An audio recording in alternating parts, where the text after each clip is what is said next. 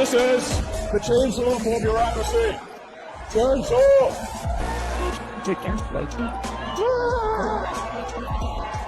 Oh, the stage prop. How do you guys see it? Thanks, guys. Have a seat. So, that was something. I am become meme. Yeah, pretty much. I'm living the meme. It's like there's living the dream and there's living the meme, and it's pretty much what's happening, you know. You're like, I think you're pretty. I mean, DOGE started out as a meme. Think about it. Now it's real. Isn't that crazy? It is crazy. But it's cool. Let me ask you this. A year ago, if someone had told you you'd be at CPAC and working with the president to absolutely shred the government, the swamp, whatever you want to call it, would you ever believe that? No. No? Me neither. But it's cool. This is awesome. And I just want to say, thanks for your support. I mean, you guys in Europe. So, I mean, we're trying to get good things done, but also, like, have a good time doing it. And, and have, like, a sense of humor, you know? So, I mean, the sort of the left wanted to make comedy illegal, you know? Like, you can't make fun of anything. So then it's like, comedy sucks. It's like, nothing's funny. You can't make fun of anything. It's like, legalize comedy. Yeah. Legalize comedy. Well, we've shifted the entire culture in just the last few months. The whole culture of the country has shifted dramatically just because of that election. Yeah, exactly. Yeah. Freedom of speech, having fun again. It seems like we should have a good time, you know?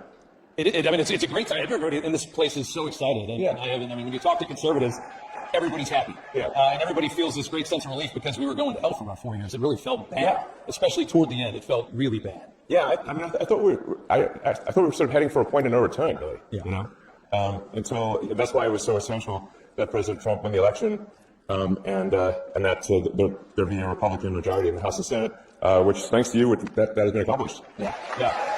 Well, I want to ask you, one of the biggest questions I have for you is that you've been, politically, you weren't really on one side or the other for a long time. You're a businessman. A lot of people, they stay away from it. Now you're on a side, and you've chosen a side. You're sitting here in a MAGA hat. What's it, how did that happen? What was the moment? It's like, dark Gothic MAGA. It's a good one. Was there a specific moment? Was there a moment that it all changed? Yeah, when I realized I was a fool.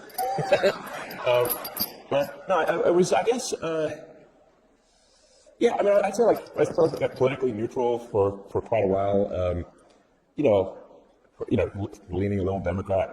How do you go from this? Yeah, no, How does that happen? Well, did they go crazy? Yeah, they did go crazy. Yeah, they went crazy. No, the whole cancel culture and it's trying to stop freedom of speech and infringe upon people's personal freedoms.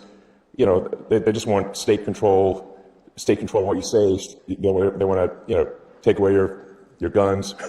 And the reason they want to take away your guns is like there's nothing you do to oppose them. So it's sort of like, I just like we just need to restore the fundamental elements of what made America great, which is freedom and opportunity.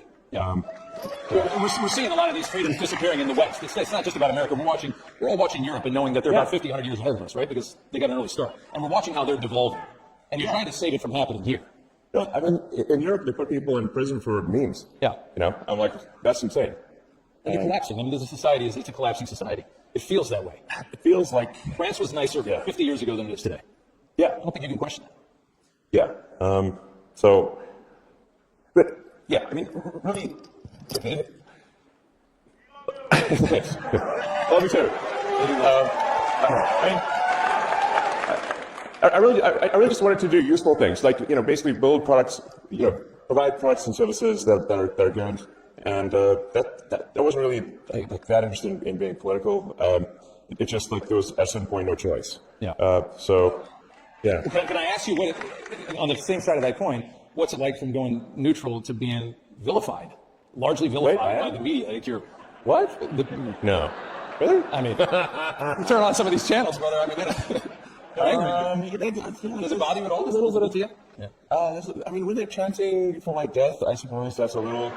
Not good. And then, like, the song's not even that good, and it's like, Like, you pulled out a death chant? That's nothing. Please. They've been singing a lot It's not lately. even good music. There's a lot of music lately. It's not good music either, yeah. Yes. I would say that watching what you're doing with DOGE is just that people love it. I mean, I've always looked at the government and, I've always looked at the government. I've seen this big machine and you just know that they waste because they don't care. Nobody can. There's more money coming. They don't care. Yeah. You're cutting all this out. Everybody in this country knows that the government is full of waste, fraud, and abuse. And you're doing the work, and the Americans love it. Watching their reaction politically to this, I can't believe how bad they are at responding to this. I don't know how you're going to sit there and scream and complain because they're cutting waste out of the government and try to win another election. How do you try to win them? Well, at this point, I'm not sure how much of the left is even real. Yeah. You know? How much was propped up by our money? You know? Yeah, like literally, you see like these sort of fake rallies where there's like hardly any people, and the media will like frame it and like, get all 6 people, in the frame, but it's like nobody else is there. Like just, it doesn't have popular support. But then you learn that like there's hundreds of billions of dollars going to these so-called NGOs. Yeah. And it's your tax dollars that are funding things that are fundamentally anti-American. And they're propping up their narrative. Yeah. A lot of that government money has been propping up a left that I don't think is as strong as they made it seem. In fact, a massive amount of your tax dollars is going to legacy media companies. Yes. Directly from the government. The government wants to take over media. Yeah, it's terrible. Yeah. That's why we have X. Yeah, and That's why you spent $44 billion. I mean, that's a lot of money. I mean, More than it was probably worth. But there was a message. freedom is priceless. Priceless. Yeah. Probably one of the most important investments this country's ever seen. If you got to protect the First Amendment, it's not much more important than that. Yeah, I mean, I got a lot of criticism, and people said, well, that person is a huge idiot from a, he voted for whatever, $44 billion, and now it's worth like 8 cents. And It's not worth 8 cents. but there's that.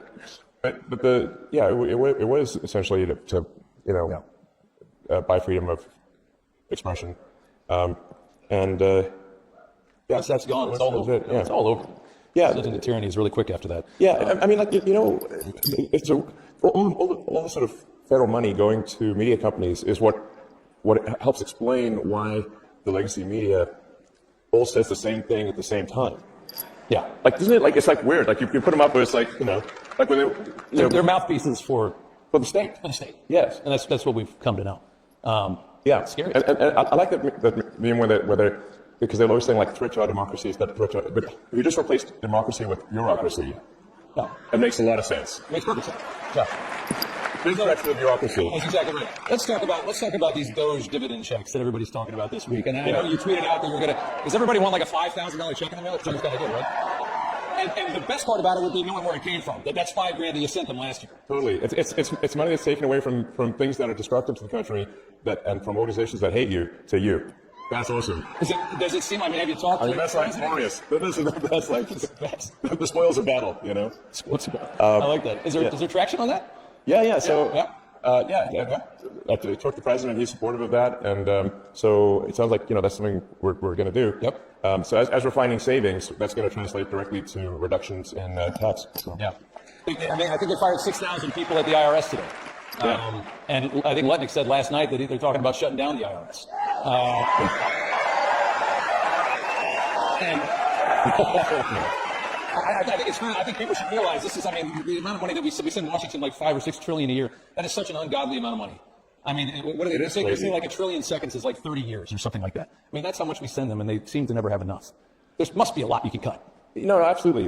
People ask me, what's the most surprising thing that you've encountered when you go to D.C., when you're in D.C.? And I said, well, the most surprising thing is the scale of the expenditures and actually how easy it is to, when you add caring and competence, where it was absent before, you can actually save billions of dollars, sometimes in an hour. Yeah. Like, it's wild. And then they scoff at it and say, oh, a few billion here, there. I mean, the way they're talking about it, you can see they don't care. It's such little money compared to how much they're used to wasting. That's what's really scary.